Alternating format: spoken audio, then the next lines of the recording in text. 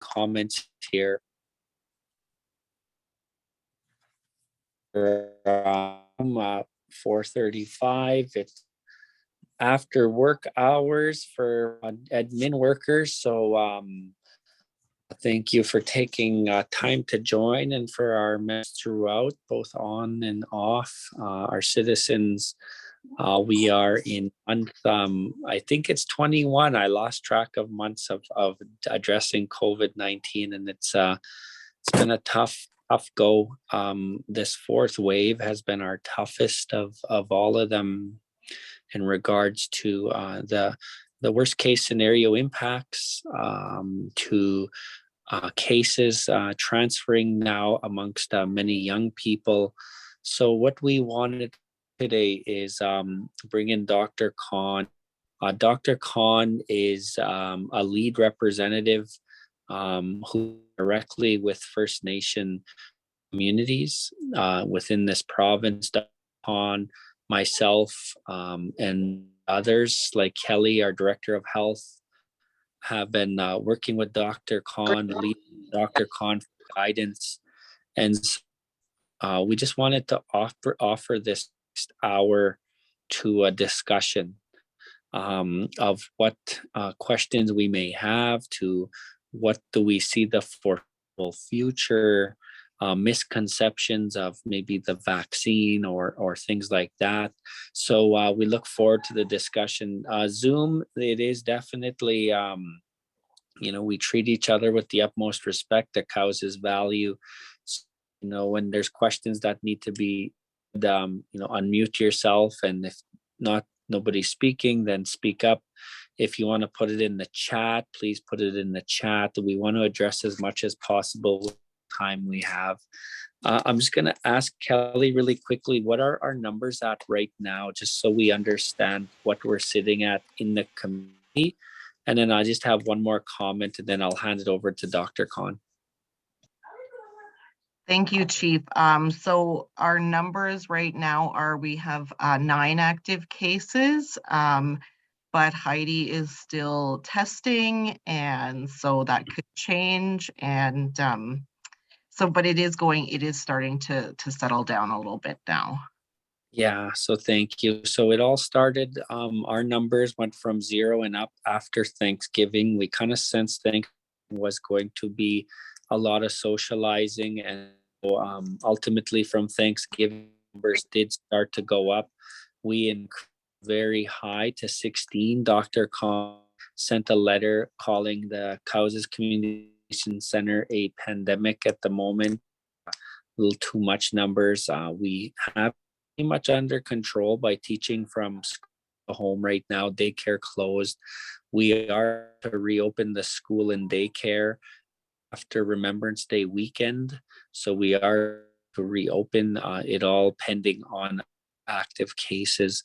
The COVID task team continues of council, executive, and directors on making sure that we are all working on this together. We put our workers back at the store, the post office, and we have doc at the band office, and ultimately to make sure people are wearing their masks, sanitize, in areas like that. We're getting quite aggressive with our verification vaccine. And it's a I ain't gonna lie, it's tough, because much as it's a human right, it's a safety that we're trying to assure to our anybody in our business. And so anyways, without further ado, you could hear from me anytime. I'm going to hand it over to Dr. Khan. Dr. Khan, I definitely know you're a lot of information to talk about. Do have some questions already that we to ask. I want some opening comments for you right now, but spend the majority of our time answering questions, and if after that, if we have no more questions, then you could give us other updates as well. So Dr., thanks for taking time to talk to this First Nation. Thank you so much, Chief. Good afternoon. Hope you can hear me. Okay, good. Thank you, Chief. I really appreciate this opportunity. and want to commend you and your team, Kelly, and everybody that is attending this call, and also the people behind your team have done an amazing job throughout this pandemic in different waves. So really want to commend and acknowledge that. I do want to say that I'm joining this call from Treaty 4 and recognizing that this history is very important to our future and our efforts in closing the gaps in health outcomes between Indigenous and non-Indigenous people. And I pay my respect to the traditional caretaker of this land. So before we start, absolutely, I will follow your lead, but I have a couple of key facts, key scientific facts, some information that I want to share with the group. Then I do want to touch on some of the 5 to 11-year-old vaccine, and then Kelly sent me a couple of questions. I can address that too as you wish, but I have lined up some of the key question asked from me in other town hall as well, which are very, very interesting questions, and I want to share that with you as well. So as you wish, Chief, I'll just wait for your lead. Well, thank you, Dr. Khan. Kelly, did we want to start asking some questions? I mean Kelly, hi Kelly Fremont, I see your picture there. I meant Kelly, our Director of Health. Do we had some questions that we already had some feedback on, and then we'll address some other questions for that. Yes, so maybe we can start with the questions that I sent you, Dr. Khan, if that's okay? Yeah, yeah. Okay. Yeah. So, Do you want me to go question by question? I can do that. yes, if that's Okay. okay, sorry. Absolutely, yes. They were very good questions, and I'm very happy that I'm joined with Laura and Genevieve and maybe some other people. I can't see everybody, but certainly we will do our best to respond to those questions. And I can certainly share with you what is happening and what do we expect in the coming 3 to 6 months. And we can certainly respond to questions. So question number 1 you sent was that how has the transmission, by the way, I have your, you ask for your community level breakdown for age groups and then the vaccination for first dose. I have that lined up as well, so we can share that as well if you want. But just going back to your first question, how has transmission varied in First Nations community with varying vaccination rates? So the response is that we have high activity in communities with some communities have low coverage, some communities have high coverage. We have seen mostly that the activity, the COVID transmission, the COVID dynamics, the COVID transmission is very high in communities where the vaccine coverage or uptake is low, particularly the second dose. So that is one big overarching sort of observation we are seeing. Provincially, we have seen correlation between low coverage rates and higher case rates in hospitalization. Including pediatric hospitalization recently. We have seen quite a surge in that. Then we improve coverage, the better it will be for everyone. So wherever you see that momentum, the less we see activity, but also I don't want to forget or avoid the community level intervention. It also depends on that, how mostly of our communities are extremely vigilant, and they were perhaps the first one in terms of response to the situation by putting security measures, checking everybody in and out when somebody's leaving the community, offering testing for the travelers coming in and going out.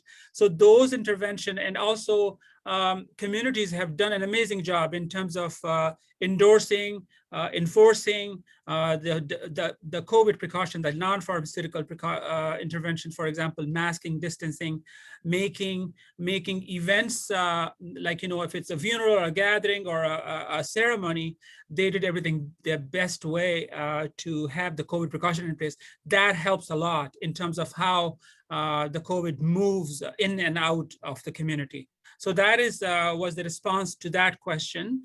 And certainly every community situation is very different.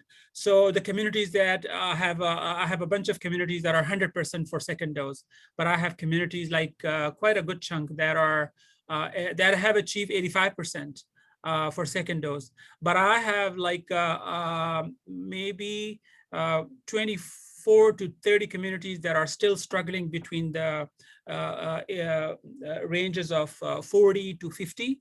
And that is like the biggest sort of risk areas.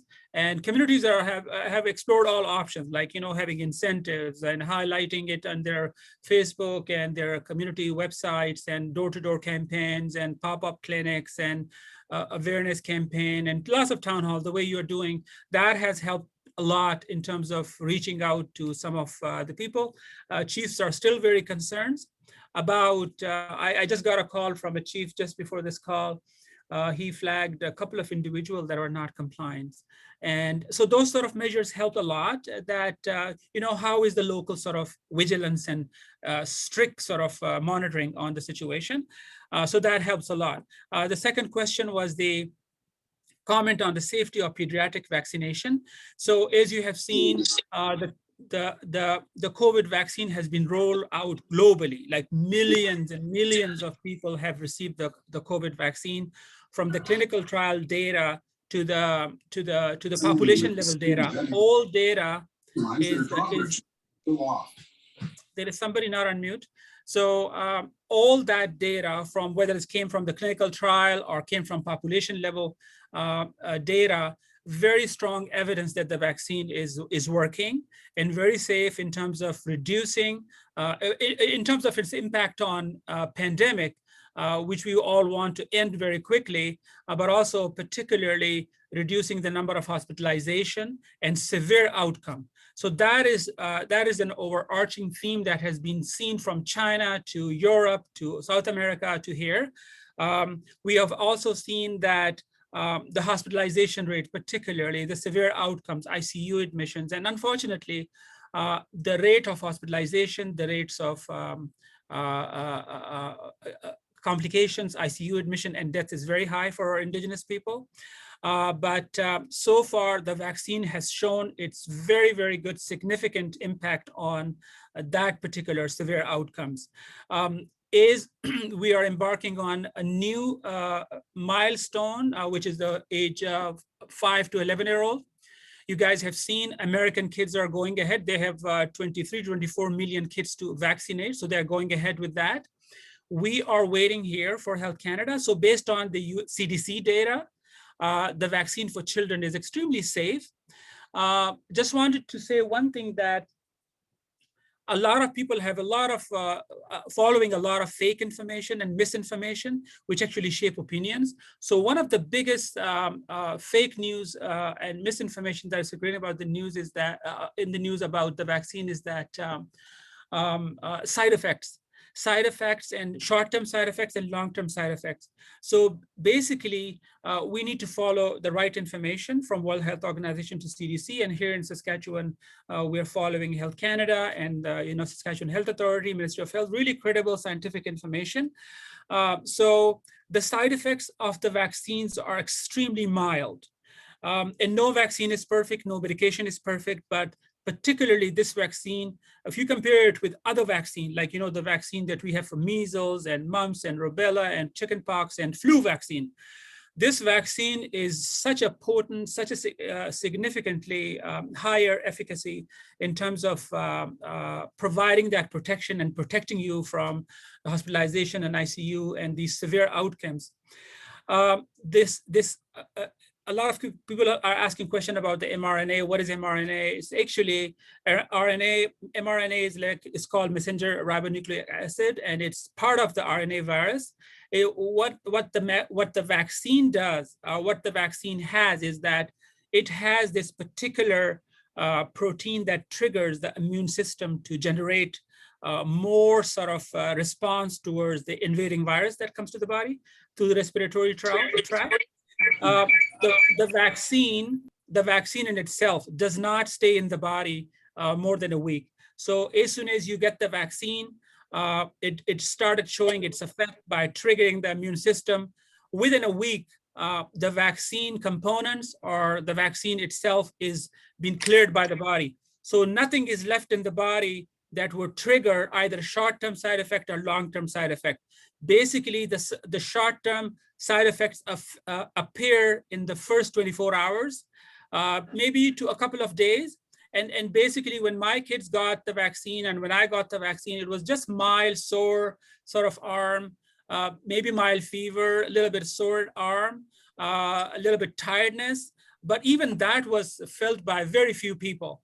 So other than that, there is no reason for people to believe that the vaccine stays in the body for months and it counteract with your DNA. That's all fake news. The vaccine components doesn't stay in the body. It's cleared by the body very quickly. But what we care about the most is that trigger that it provides to the immune system to make those antibodies against the virus, so that can give you that protection. So basically, vaccine so far, based on all the evidence, has no long-term effect, long-term side effects or short-term side effects, other than like the mild sore sort of arm, fever, and tiredness. Other than that, we have not seen anything of that nature. The other big misinformation outside is that the vaccine may give me the virus. That's absolutely not correct. Vaccine does not give you the virus. There is no actually virus in it. There is no live or part of the virus in it. So that's also can be easily rejected, that sort of information. So far, American kids are getting it. They're going ahead with more than 23 million kids. Argentina, Cuba, and China, by the way, is starting with age 2-year-old. The rest of I mean, there are many countries that are starting with even younger age groups and giving it ASAP. We're just waiting for the Health Canada approval. And hopefully that is expected to happen in the next week. And then behind the scene, Laura is on the call and she can certainly brief you a little bit about what sort of planning is taking place, how this vaccine will be rolled out to the children, what the nurses are doing, what the dosage is going to be, how the interval is going to be. So all those sort of information are being sorted out, but we're just waiting for Health Canada approval, and more details will come with the product monograph. Everything will be online. Any parents, any caregiver, any grandparents can read that. And by the way, this is a sign of a good parent.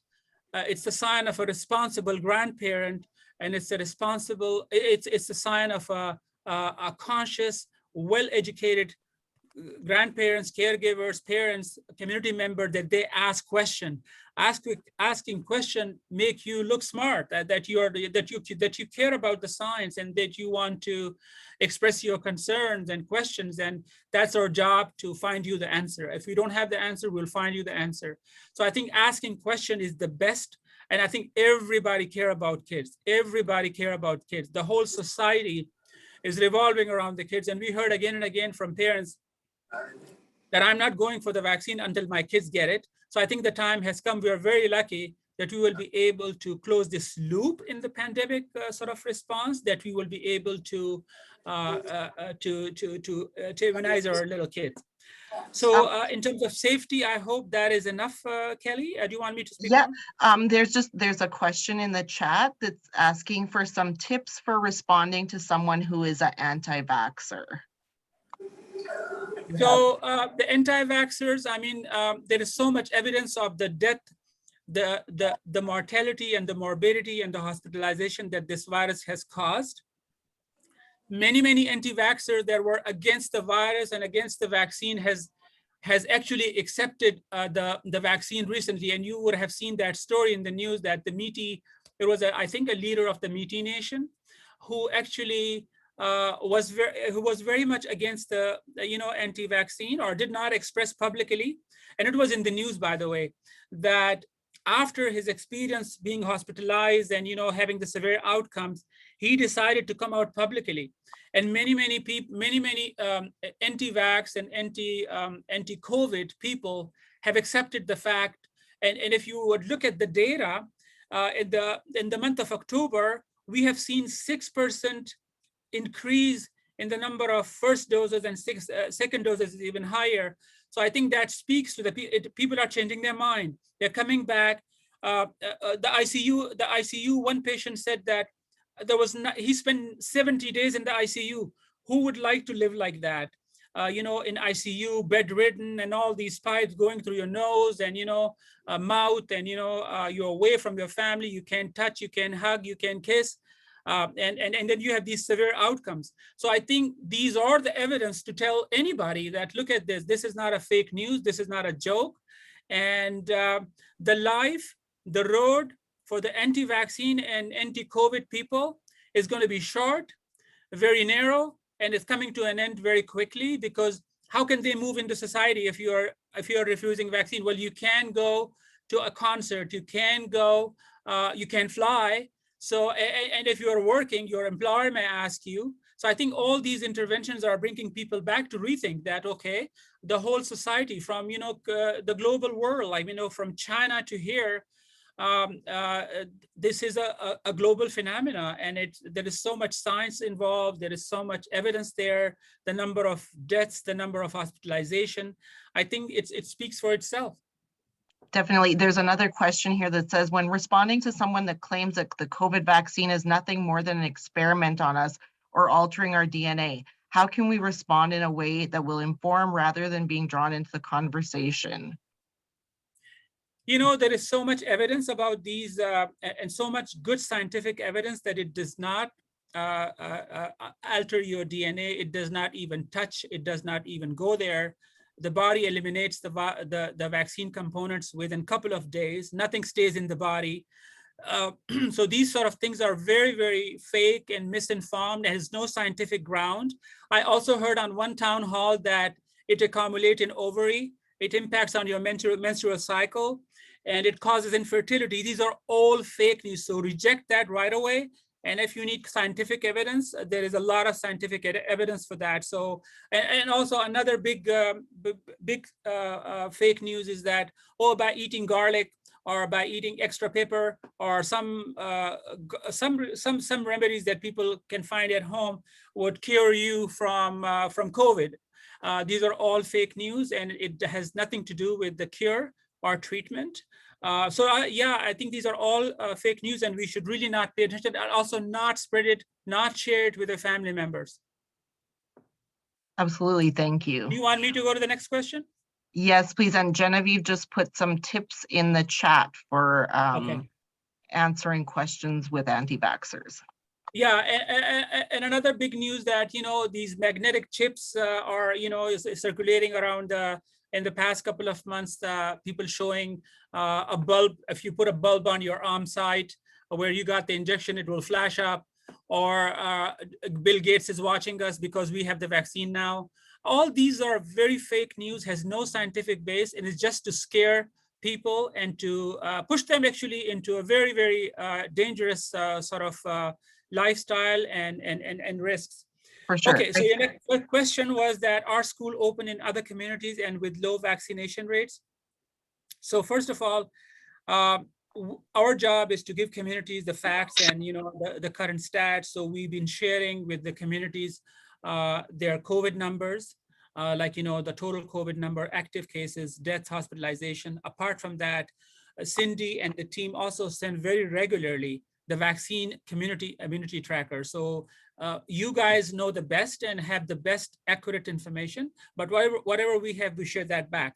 But communities make decisions differently. Most of the time, I'm involved, our team is involved. We give our guidance on whether the school should be remain closed or open. But most of the time, the chief and council make a decision and they close the school. And I understand that there's a lot of fear and scare in the community, and parents want to protect their children, and the fact that under 12 were not vaccinated. So you can understand all that. But basically, the decision to either to close the school or open the school is all in the hand of the health directors, the chief councils, and the education directors. And basically, they have all the evidence, they take those decisions. We don't find that closures are based on coverage rates, but rather based on COVID-19 exposures within the schools. We currently have 14 schools at level 4. Fully virtual learning or via home packages.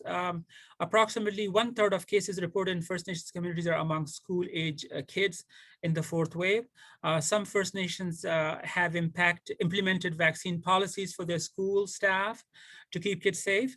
And we do expect rates among school age children will decrease with the pediatric vaccination as it's coming in the coming week. So that's all what I can say about that. Do you want me to move to the next question? Actually, I have a few questions that are showing up in the chat if I can do that. Okay. So I have a question. Are fully vaccinated individuals contagious? And if so, do you recommend that fully vaccinated teachers and daycare workers rapid test daily if they are working with children who are not eligible to be vaccinated? So depending upon the local risk, so here I would really bring to your attention that look at your risk. If your communities are high burden communities, poor vaccination rates, under 40, do everything you can to detect the case, to isolate the case, and to implement stricter and rigorous sort of policies and interventions. So if you are 80 and 90 and 100, about achieving 100%, so we can relax a little bit, but I would still urge everyone that you keep the COVID, all the COVID intervention like the plexiglasses, distancing, masking, hand hygienes, and still striving and aiming for higher immunization rate, and particularly for children.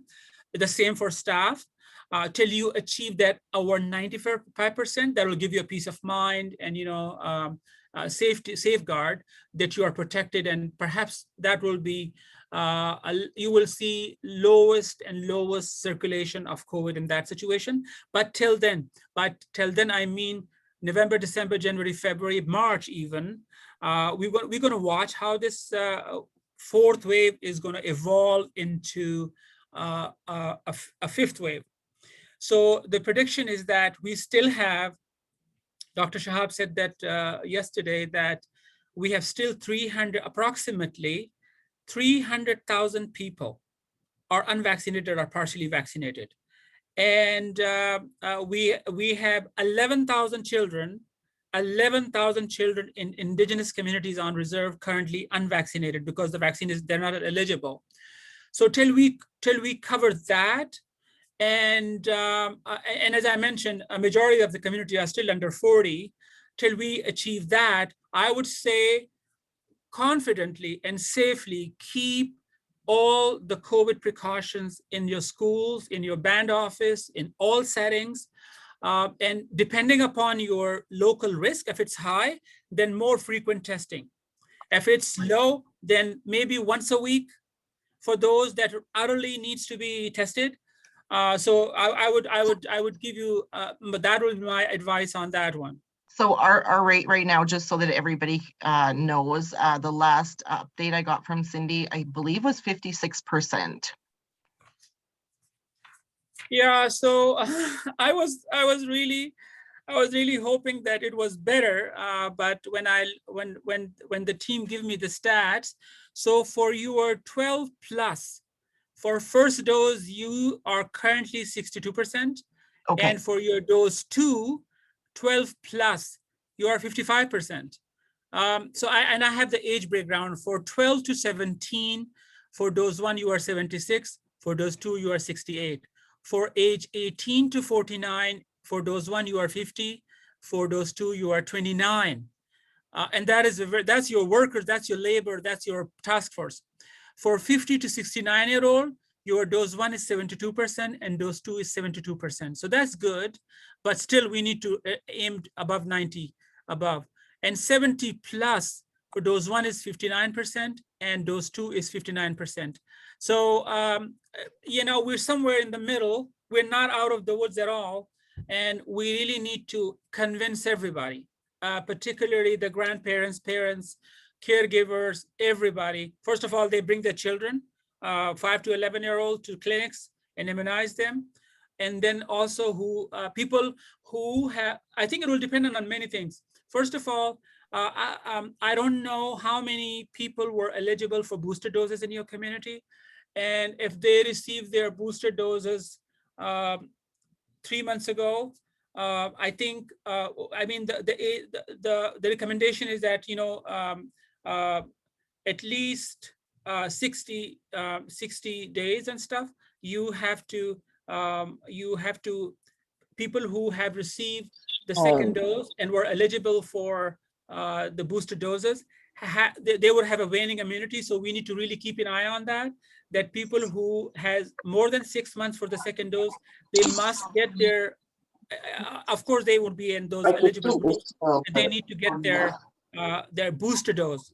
So we're going to watch that people who have received the booster doses 6 months after their second dose, we would have to watch their waning immunity, and we perhaps there may be new recommendation end of this year that what we're going to do with them, and also for the general population, what we're going to do with them. Would they need a booster as well or not? Many countries have gone ahead and given a booster dose to everybody above 12, but that is not the practice here in US and in Canada. So certainly, I would urge Kelly that you work closely with the nursing team and make sure that anyone who has more than 6 months after their second dose and were part of those eligible groups, that they have received their booster dose. And if not, we should give it to them immediately so that you can protect them for Christmas and New Year, because no matter, like everybody's immunity would wane with time, even if you are immunocompetent person, but the immunity goes down very quickly among people who are immunocompromised. For example, people on dialysis, chronic kidney conditions, HIV, hepatitis C, elderly people, they're very vulnerable. So I think we should never assume that I'm protected, I got my second doses and I'm protected and I should just go free. No, you should still wear a mask, be very careful where you go, make sure that wherever you go, you know who are you joining in a party or in a gathering or in a club, that you know who are you joining. Is that business or that workplace have a policy on, 2-dose vaccine. So just make sure that you go to a safe environment. And Christmas concert, New Year concerts, a lot of gatherings will be happening. So we need to be careful that even with 2 doses, wear a mask, keep a distance, and be careful if you have symptoms or somebody has symptoms, ask them to leave, get tested, and those sort of things. Thank you, Dr. Khan. The next question in the chat that I have says, what happened to those individuals that passed on and were fully vaccinated? Were there other underlying issues with the patients? Yeah, so that's a very good question. And there's a very good breakdown of that information provincially and in our communities too, that majority of the hospitalization, Kelly, and ICU and deaths have happened among people who were either elderly and they had a waning immunity, or had a chronic conditions and multiple chronic conditions. So that's where we have seen most of the hospitalization and deaths. And particularly, we have seen deaths in almost all age groups, but more above 50 and 60 and above, particularly those people who had multiple chronic conditions. And actually, they die in the hospital from maybe heart attack or stroke or any other illness, but COVID-19 is a contributing factor. Like it was diagnosed either in the hospital, or they were admitted with it, or left the hospital with it. So these deaths may not be 100% due to COVID, but there are other chronic multiple conditions as well. Great, thank you. That's all the questions we have in here in the chat. So maybe if you can go on with the ones that I sent you. Okay, so the next question is,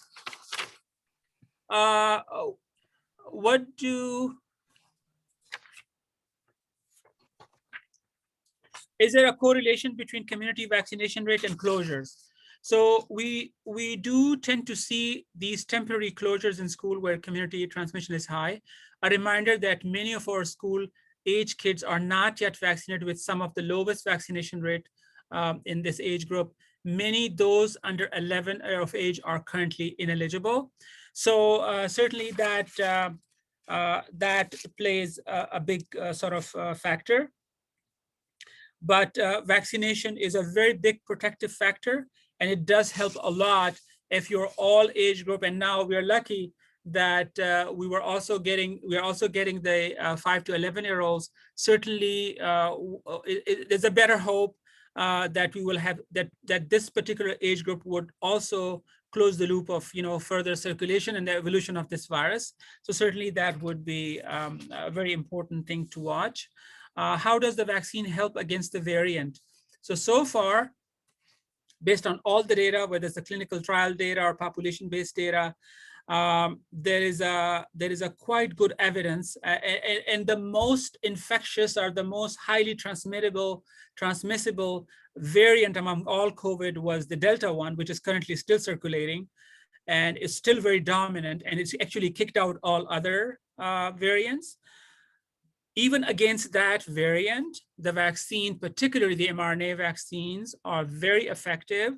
So that is a very good evidence and a sign of relief for a lot of people. We do see, as I mentioned, that no matter if it's a mRNA vaccine or other vaccine, the immunity goes down as you age and as the time passes after your second dose. So certainly, even with the best vaccine in the world, which is the mRNA vaccines, that's the reason people are getting the booster doses, because the immunity wanes, and as the immunity goes down, you're susceptible again to either Delta or any other variant that is circulating. But so far, Delta is the most dominating strain, and to that, the vaccine is still very effective. So I think we should go for it, and till we see in January, maybe we'll see how these variation evolve. We have seen always an evolution of these variants. One comes and kicks the other one. One come and make the vaccine a little bit less effective than the others. But so far, the mRNA vaccine has been very, very successful, effective in terms of the symptomatic, in terms of the ICU, and in terms of deaths. So I think it is working, and I think the whole world is moving towards that, to keep giving the vaccine. The problem is that we are very lucky and fortunate that in a country like Canada, US, and many European countries have access to the vaccine. I think I heard that 80% of the global vaccine goes to only 20 to 30% of the world population. So again, there's a big chunk of the world population unimmunized and has no access to vaccine. And that is the fear that it may bring back the virus back with even more sort of virulent strains. That's why Canada and US and many European countries are generously giving whatever vaccine they can give to other countries, because imagine just Vancouver Airport. I heard in this pandemic that 3,000 to 10,000 people actually fly from China to Vancouver, just Vancouver, and just add other airports. So that's how connected we are. So if you like, everybody's very connected these days. People fly a lot from Africa to South America to Asia to North America. And if there are countries that have perhaps a new virulent strain circulating and they are here by tomorrow morning, then all of us are susceptible. So that's why there is a global equity question on how the vaccine should be shared with others. And here we have plenty and plenty of vaccine. The fridges are full and the nurses are ready. And still we have a good chunk of population unvaccinated. So it's very unfortunate, but I think that is the reality. Why are First Nations people more vulnerable to COVID-19? The reasons are very obvious. It's not just COVID. Many other diseases, for example, tuberculosis, respiratory infections, people who breathe in the same airspace. And if you are 10 people in one room or 2-bedroom house, you cannot escape the virus or the bacteria.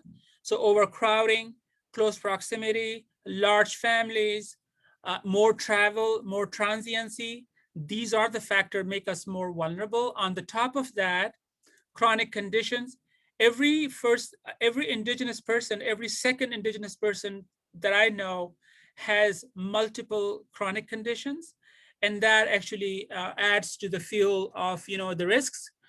So certainly that is an extra vulnerability for tuberculosis, for HIV, for soft tissue infections. We had the highest rates of MRSA, which is a skin soft tissue infection in our Indigenous communities in Canada. You would not see that anywhere in the world. Is because lack of access to water, clean water, lack of hygienes, lack of access to proper hygienes, overcrowding. and then exposure. So for example, if one person has TB or MRSA, well, there is so much hugging, and the whole culture is of, living together, looking after each other, caring for each other, expressing love and affection. That's what our culture promotes and does. And in those situations, if there is any infection, I think it's spread from one person to another very quickly. So I think these are our risk factors that we see in almost all communicable diseases.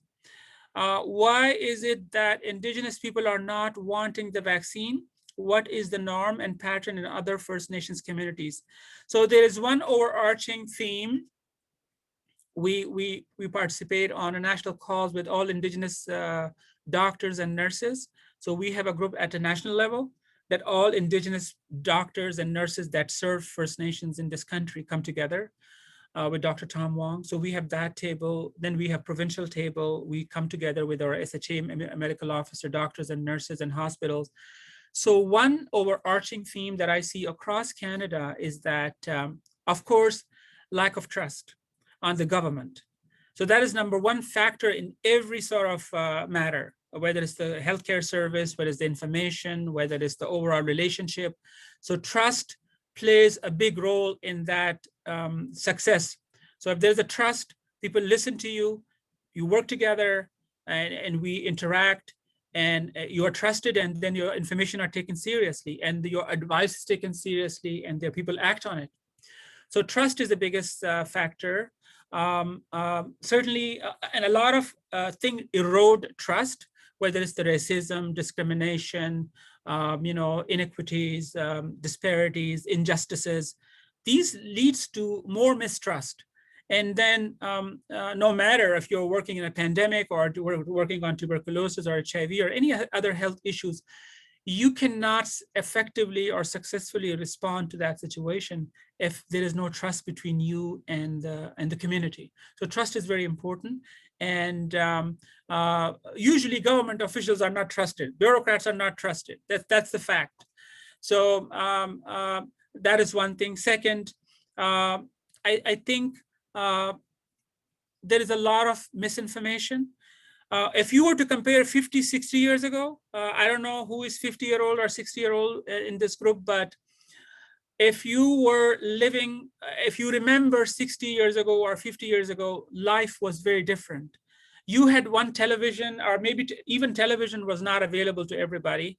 You had very specific ways of getting information. So maybe a newspaper would be the only source you would get information. Now, the difference between now and then is that every kid, every individual has either one or some has two devices.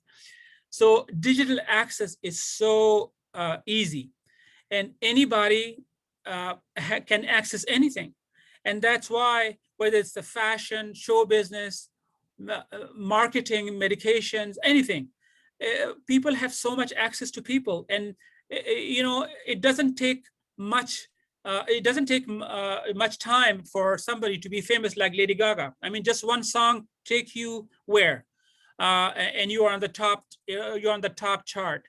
That happens in medicine. That happens in everything, fashion, and marketing, communication. So the digital access has ruined the entire medical community, and that's where the anti-vax and the anti-COVID people are having the best influence. And their reach out is even more robust than us in public health. They have more access to people than us.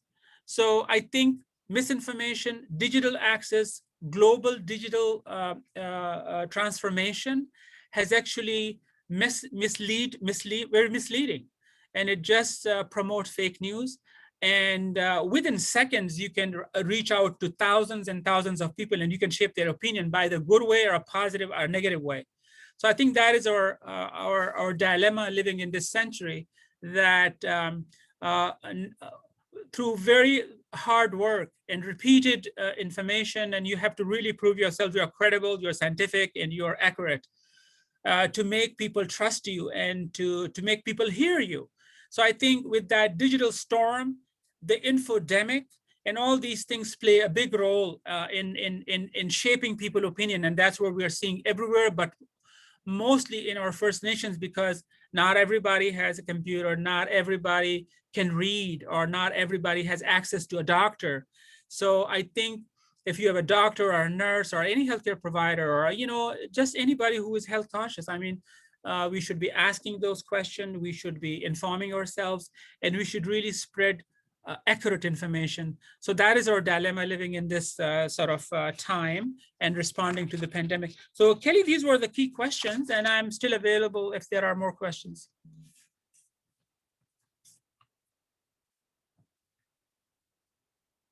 Sorry, I was on mute. Thank you, Dr. Khan. Is there anybody else? Can we just open up the floor for questions then now?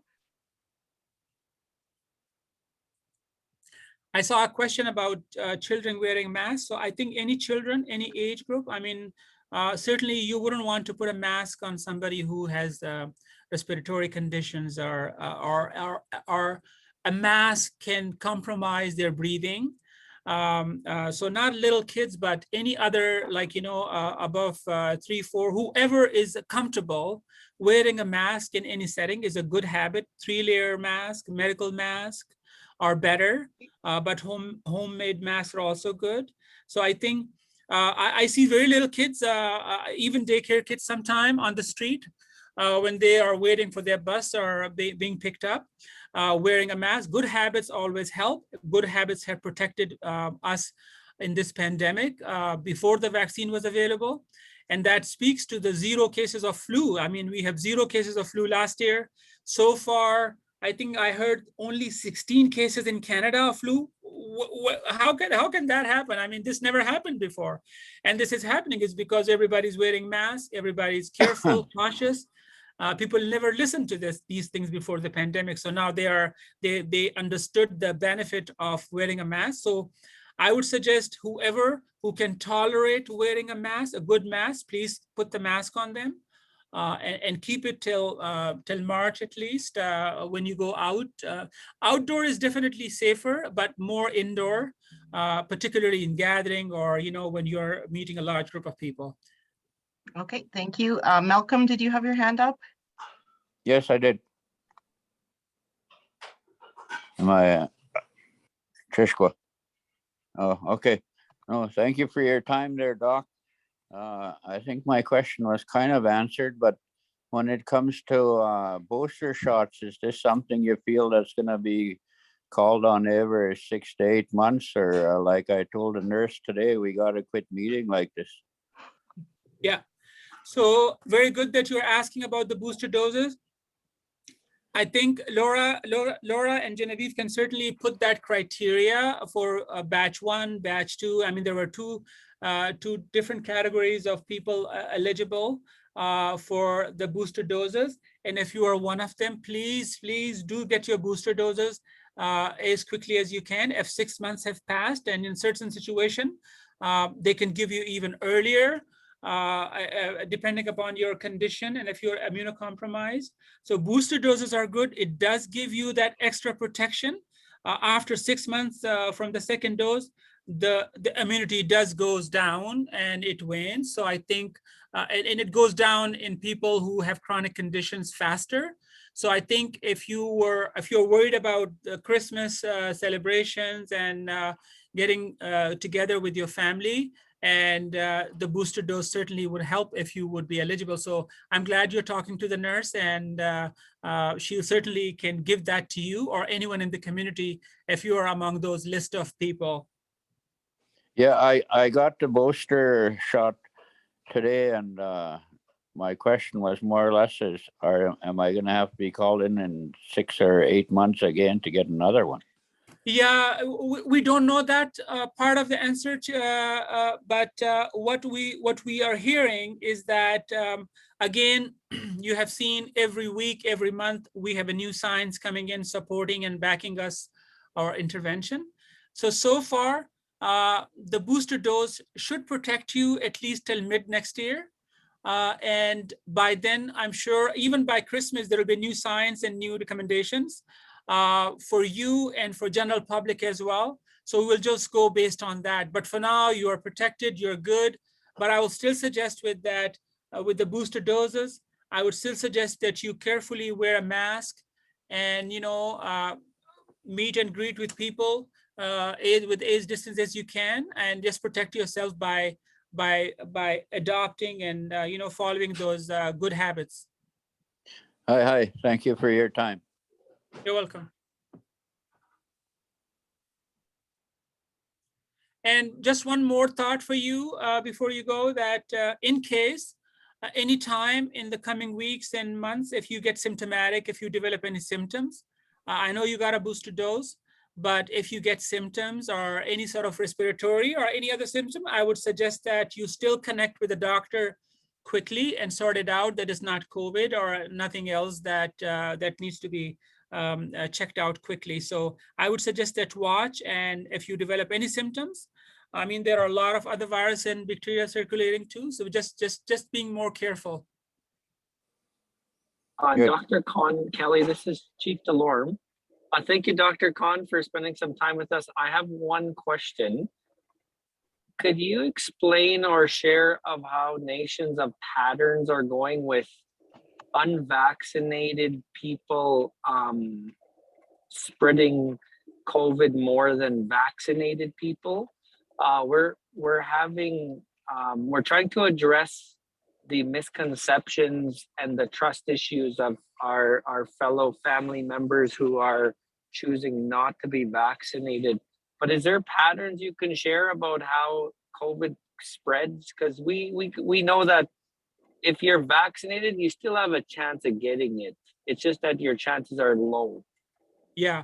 So that's a very good question, Chief. And my advice is that people who are unvaccinated, they certainly are more prone to, and especially if you have underlying condition, more prone to severe illnesses or severe outcomes if you get COVID and you are unvaccinated.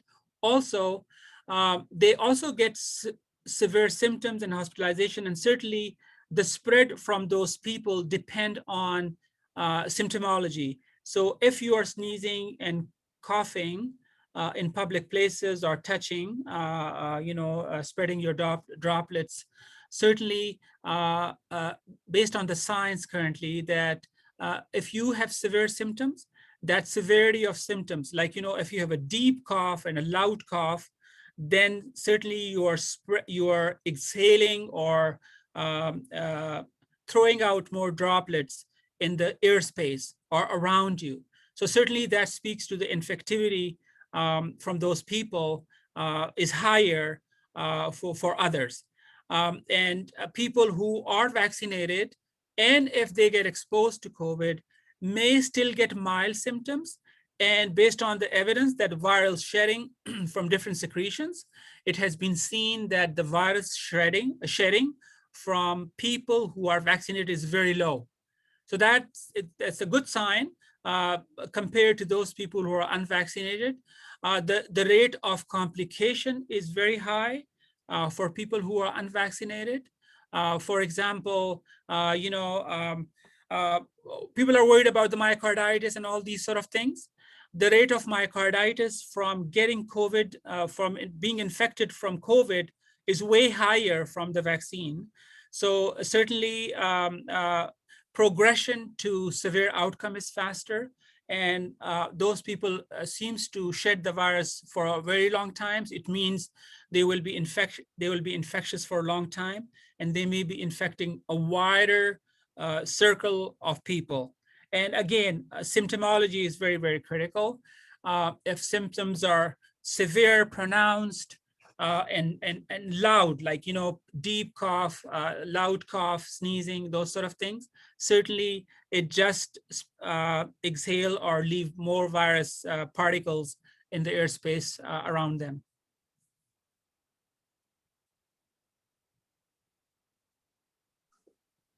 Well, thank you, Dr. Khan. Kelly, is there anything else that we wanted to cover in this meeting? I think that's everything, unless there's any more questions. And I'm not sure, Dr. Khan, you had said you wanted to share some statistics, or were those already shared? I'll just look at that, and just wanted to say that, oh, the mRNA vaccine, sort of a lot of people ask that question that, where's this mRNA coming from? This technology, this approach has been in medicine for decades, and it has been used for Zika virus, as rabies vaccine, cancer research. So I think this is nothing new. The severe outcomes from coronavirus infection is way more than the vaccine. There is no impact on infertility. It doesn't accumulate in ovaries, doesn't interact with menstrual cycles among young girls and women. It's safe in pregnancy, in breastfeeding, as long as you follow those precautions. Other than that, there were a couple of things that I wrote it down. That very important point that people are still thinking that if you got COVID infection, you don't need the vaccine. That is a big misinformation. You still need vaccine, and perhaps the immunity from infection plus the vaccine is more robust. So all people who had COVID infection, we would urge them to get COVID vaccine ASAP. If you don't have symptoms, you can certainly go and talk to your nurse, and she will give the vaccine. The other big question comes in town hall is that the flu vaccine, does it protect you against COVID? No, it does not. So COVID virus is a very different virus. The COVID vaccine is a different vaccine, and it does not protect you from flu, or vice versa. So anyone who has received COVID vaccine, we are also urging them, encourage them to go get the flu vaccine as well for this flu season. The virus does not transmit through water and swimming pools. And I kind of touch on the Bill Gates theory as well, that he's not watching us anymore. Some people think that after 2 doses, Bill Gates started watching you, and your blood some sort of radiates, and these are all misinformation and fake news. And that vaccine does not have any virus in it, and it does not cause infection. That all people will be dead in 2 years after post-vaccine. That's also big misinformation, and a lot of people being really misguided by that. I would suggest that we should follow really information from credible scientific resources. And in this case, we've been sharing information with our communities very regularly. And the chiefs have all been very well briefed on weekly basis. We can have many more sort of sessions on targeted topics if you have questions or people have questions. Well, thank you, Dr. Khan. I just wanted to verify to Malcolm that you could still have children. What Dr. Khan is saying, that it doesn't stop that. So I just wanted to start to close, and if there's no more comments or questions, that this pandemic is still here for the foreseeable future, and I'm tired of it. I know a lot of you are tired of it, but we're doing amazing. Dr. Khan, thank you. You help Cowessess in ways I don't think you realize. So thank you, and keep up the great work. We just wanted to have this, and Dr. Khan will probably call upon you again in Sure. the future to do this again. I just wanted to share with everybody that we just got our daily numbers. I'm about to post it. We're at 5 active right now. So that is great. Like, we're getting down to 0 again. Our 5 are safe at home. They're working with us. So we're getting there. And Dr. Khan, thank you very much as well. Thank you, Kelly, for organizing this. Kelly, if there's no more questions or comments in the chat, I guess we can call this meeting to an end, and Dr. Khan will reach out if we require anything immediately. Thank you so much, Chief. I love you guys. Thank you so much for all the good work. And I can come and I can talk anytime you want me to, but just please stay engaged and look after yourself, and have a wonderful Christmas and New Year. Thank you, Dr. Khan. The same to you. Take care. Bye-bye. Chief Delorme, Cindy, maybe next time he can sing like Lady Gaga. We'll start 5 minutes earlier next time, Dr. Khan, to hear a song. Thank you. Thanks, Cindy. Take care. Thanks, Dr. Khan. Bye-bye. Thank you.